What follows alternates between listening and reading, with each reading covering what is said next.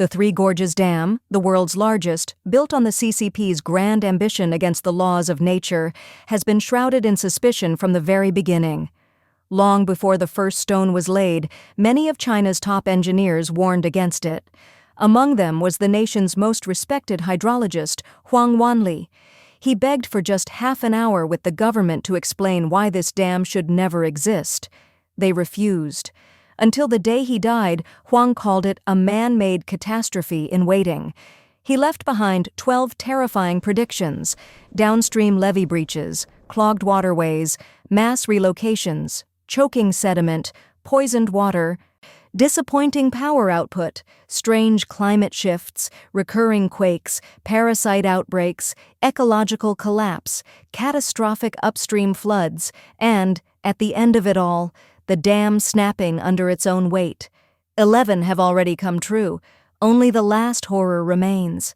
Centuries before Huang, the legendary Ming Dynasty strategist Liu Bowen etched cryptic prophecies onto the walls of Jinling Temple. Around the year 1400, he wrote of disasters 5 or 6 centuries later, floods, earthquakes, plagues, that eerily echo today's Yangtze Basin turmoil. Many dismiss his words as folklore. Yet each new flood and tremor revives old fears about the dam's fate. If this giant fails, the destruction would dwarf even the deadliest tsunamis. China already endured record-breaking floods in July 2025. Officials quietly admitted to Xinhua that relentless floodwaters had warped parts of the structure. On July 18th, a 2.4-kilometer stretch of the Hubei barrier reportedly bent under torrents pouring in from Sichuan and Chongqing at an unprecedented 61,000 cubic meters per second. Engineers claimed the pressure soon eased, but viral images of water gates erupting like cannons spread panic online. Disaster simulations exploded across social media, and the Wall Street Journal warned entire cities could vanish overnight. The Yangtze River Water Resources Commission says the dam's reservoir can hold up to 175 meters. By July 24th, the level had dropped to 158.5 meters from 164 just 3 days earlier. But with the third flood peak forecast for July 26th, experts fear the pressure could surge again, testing the dam to its limit. A rupture would release more than 10 billion cubic meters of water, drowning millions of acres of farmland, destroying the autumn harvest, sparking famine, and plunging China into blackout as the world's biggest power station collapses. Even before that nightmare, the disaster is immense. By late June, floods had already ravaged 26 provinces, displacing more than 11.22 million people. Hydrologists warn that 400 million downstream residents, including Wuhan, Nanjing, and Shanghai, stand in the crosshairs. German hydrologist Wang Wanli has long accused builders of using flawed concrete and cutting corners, calling a collapse apocalyptic. Beijing insists the dam is safe, yet satellite images from 2019 showing visible distortion only fuel suspicion. Meanwhile, torrential rains have forced 40,000 to evacuate in Chongqing and other upstream regions. Over 8 million people have been hit, suffering more than 2.9 billion in direct economic losses. 10 provinces and cities, Guizhou, Hunan, Hubei, Jiangxi, Anhui, Jiangsu, Zhejiang, Shanghai, and Guangxi, have already raised their flood alerts to the highest level. On June 29th, Hubei province was struck by its worst flooding since 1940, with water levels surging to 227.6 meters and forcing the evacuation of more than 100,000 people. Reports warned that if the Three Gorges Dam were to fail, over 10 billion cubic meters of floodwater could be unleashed, sweeping from Yichang to Changsha within hours. Yichang, just 50 meters above sea level, could be completely submerged in less than 30 minutes, killing 500,000 people. Major cities such as Wuhan and Nanjing, as well as the critical Beijing-Guangzhou-Kowloon railway line, would also face devastating consequences. In recent years, satellite images and expert assessments have fueled concerns over structural deformation and water leakage in the dam. Renowned engineers like Qian Zhengying and Zhang Guangdu had already warned during construction that poor quality and a rushed timeline could doom the project.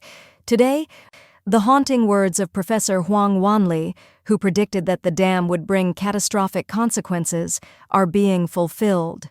11 of his 12 warnings have already come true.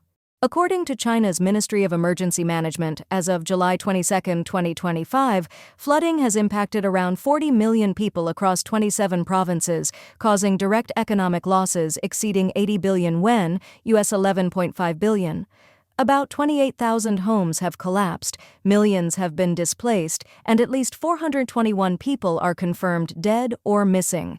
Experts warn that if the Three Gorges Dam collapses, it would be nothing short of a tsunami-scale disaster.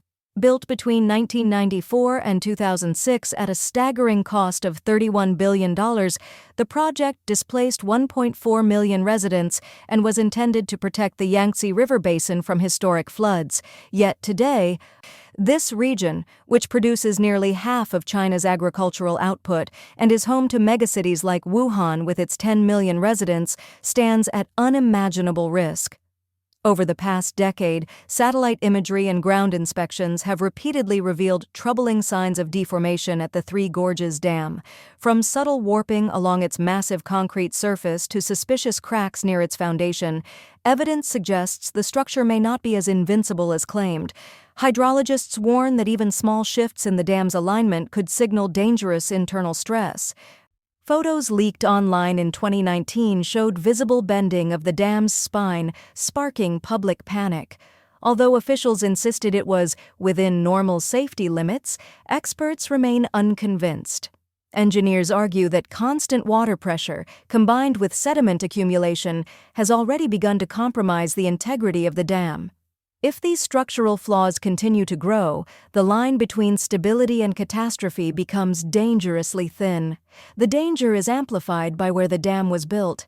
The Yangtze Basin is no stranger to earthquakes, and the dam itself sits directly above fault lines known for unleashing destructive tremors. Scientists warn that the sheer mass of its reservoir, more than 39 billion tons when full, presses down on the Earth's crust, intensifying seismic stress through a process called reservoir-induced seismicity. In other words, the dam may not just be threatened by earthquakes, it could be helping to trigger them. Even moderate tremors are enough to widen hidden fractures, strain its steel supports, and compromise concrete seams. A megastructure of this scale was never designed to absorb repeated quakes without breaking, making the possibility of cascading failures frighteningly real. A single magnitude 6 or 7 earthquake near the dam could ignite an unimaginable disaster. Experts predict the shaking could rupture its defenses, unleashing a torrent of water with the destructive force of a nuclear blast. Within hours, Yichang, Wuhan, and Nanjing could vanish beneath walls of water, leaving tens of millions displaced. Power plants, highways, and even the Beijing-Guangzhou rail line would crumble in the chaos. Fertile plains that feed half of China's population would be drowned in one flood season. The financial toll would soar into trillions, while the human tragedy could rival the darkest catastrophes in modern memory. Such a collapse would not only devastate China, it would shake the entire world. Warnings of this nightmare have echoed for decades. Hydrologists, geologists, and environmental scientists have published countless reports flagging leaks, cracking foundations, sediment overload, and earthquake risks. Yet, Beijing has routinely dismissed their concerns, painting the dam as a glorious symbol of national strength. Critics were silenced, their voices erased, while official propaganda paraded the project as untouchable. But reality cannot be silenced. With every year that passes, the risk compounds, ticking down like a silent clock. If collapse comes, it won't be a random act of fate. It will be the inevitable result of decades of ignored alarms. Meanwhile, ordinary people already pay the price. Each time heavy rains swell the Yangtze, operators are forced to fling open the dam's floodgates. Entire towns downstream are suddenly submerged, their residents sacrificed to preserve the dam's stability. Farmland is ruined, homes are swept away, and families flee with nothing but their lives. Built to shield the nation from floods, the dam has instead turned them more destructive. If the nightmare scenario unfolds, the dam giving way entirely, hundreds of millions would be trapped in the path of an unstoppable wall of water. A promise of protection would collapse into a sentence of death. Once celebrated as a monument of human achievement, the Three Gorges Dam now towers as a warning of hubris. Each crack, each unexplained distortion, each leak adds to the growing dread about its future. The prophecy of Huang Wanli, mocked for decades, sounds increasingly prophetic. A major earthquake would leave no time for rescue, no margin for repair. The dam holds back a force of nature too vast for human control, and once unleashed, nothing could contain it. In the end, the fate of hundreds of millions may hinge on a structure already buckling under its own ambition, an unfinished story whose last chapter could be written in catastrophe. China's job market is collapsing year after year, and nowhere was this more visible than at the recent job fair at Heilongjiang University. The event ripped away the last illusions, exposing the brutal reality of employment. Over 100,000 people flooded the campus, with lines stretching all the way to the subway entrance. HR staff were buried under mountains of resumes. As a job-hunting blogger, I was shocked. I knew it was hard to find work, but never imagined the struggle had reached such an extreme. On September 15th, the Heilongjiang University Fair went viral. More than 22,000 graduates showed up in person, while online registrations surpassed 100,000. The scene looked more terrifying than an army of 100,000. Isn't that heartbreaking? Worse still, over 80% of the companies had been pressured by the school to attend for face. Many weren't even hiring, and those who were had no interest in fresh graduates. At one Heilongjiang fair, 80% of roles required a master's, many marked PhD only. Crowds stretched from the main hall to the subway, graduates waiting hours just to hand in a resume. "Mom, there are so many people here," one said. Another whispered, "Do I even stand a chance?" Degrees no longer guarantee jobs, and hard work no longer ensures reward. This isn't just a job fair, it's a brutal reality check, where suffocating crowds and pitiful salaries reveal the collapse of opportunity. For many graduates, the outcome is grim. 4 out of 5 end up delivering food, 3 become couriers, 1 just stays home jobless. In Shanghai, delivery riders choke the streets, most with bachelors, many with masters, some even with PhDs. In fact, to deliver food in Shanghai today, a bachelor's degree has practically become the minimum. Meanwhile, China's economy keeps spiraling downward. Foreign capital fleeing, factories shutting, stores closing, unemployment exploding. For graduates, diploma equals unemployment. For the middle-aged, layoffs are everywhere. Misery is spreading across the nation. Analysts warn China's economy is burning out. Public anger is boiling, resentment is deep, and society feels like a volcano about to erupt. With millions jobless and sinking into despair, a crisis could explode at any moment. And when it does, a force may rise that even the government fears. Jobs today are fought over like scraps in a battlefield of too many wolves, too little meat. Even in the rain, crowds clutch umbrellas as they queue endlessly for interviews. Our generation is staring at a historic transformation, sudden, massive, and unstoppable. I believe change will eventually bring something better, but the storm ahead will be fierce beyond imagination. The bigger picture: students fuel entire local economies, cafeterias, milk tea shops, print shops, KTVs. Everyone profits except the students themselves. And once they graduate, they face the toughest job market in history. Take my cousin. 3 years ago, he thought it was tough to find a job, so he pursued a graduate degree. But when he graduated this year and joined the autumn recruitment, he told me, "Brother, It feels even worse than 3 years ago. At one job presentation by a famous company, a 2,000-seat auditorium overflowed. Even the aisles and entrances were jammed, and countless people couldn't squeeze inside. In today's job market, the front is filled with battle-hardened veterans, while behind come endless waves of new graduates. What can you do? If you can't find a job, you lie flat. Honestly, even if Elon Musk came here, he'd still need to record a self-introduction, take a personality test, survive 3 rounds of interviews, only to hear HR say, "Sorry, you don't meet our requirements." 5 years ago, resume brought interviews the same day. 10 years ago, even a junior college diploma meant a team leader job. Now, even with top company experience, you need luck just to get hired. Degrees are dismissed, experience ignored, and job apps silent. Before, you found jobs. Now you beg for them. But survival is brutal. Yesterday morning, I drove ride-hailing for 90 minutes and made just over 20 yuan. This morning, the same effort earned only 15. Too many people are scrambling to survive. And still, I tell myself, turn sorrow into strength, turn pain into power. Live, and not just live, fight. Not for yourself, but for the next generation. So I ask myself, why am I like this? Was I not hardworking enough? Not diligent enough? Why can't I even afford food? These questions have no easy answers. You must discover them yourself, and once you do, you'll feel an iron strength awaken inside you. When you finally see through everything, you'll stop wasting energy on meaningless struggle. That's when you become truly powerful. Don't give up. Stay strong. Heaven never blocks all paths. Yet reality is cruel. Ordinary people's lives are pure suffering. The system is designed so you never have anything extra. If one parent works, the family can't survive. If both work, who raises the child? The answer: grandparents.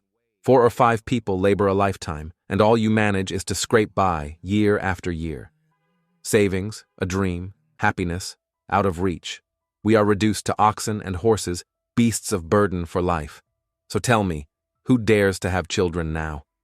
Just today, my daughter messaged me to buy her 2 erasers.